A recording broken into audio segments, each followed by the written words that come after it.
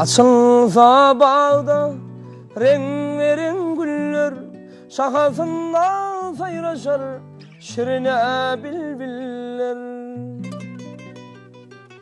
Lelem yadına sal şol geçin gülüm, diyu hattı yad yarın sen güdül kıyda. Lelem yadına sal şol geçin gülüm, diyu hattı yad yarın sen güdül kıyda.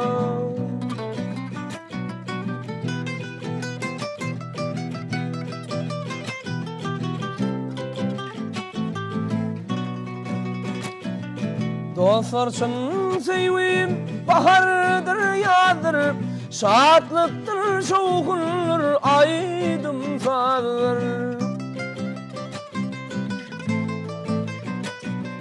Yaşlıkta sevim sana mı sarılır, sevip hattı yad yarın sen güdül kıyda. Yaşlıkta sevim sana mı sarılır, diye hattı yad yarın sen güdül kıyda.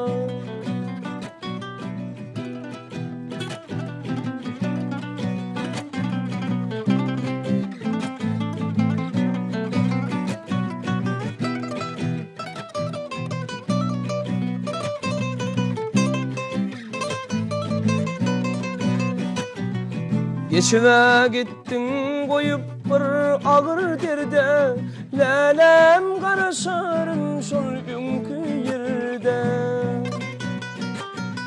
Gözümüme getirip yüzüngdü perde, deyip hattı yad yarın sen güdül kıyda. Vay gözümüme getirip yüzüngdü perde, sevip hattı yad yarın sen güdül kıyda. Dostlar için sevim bahardır yadır, şadlıktır şovkundur aydım sadır.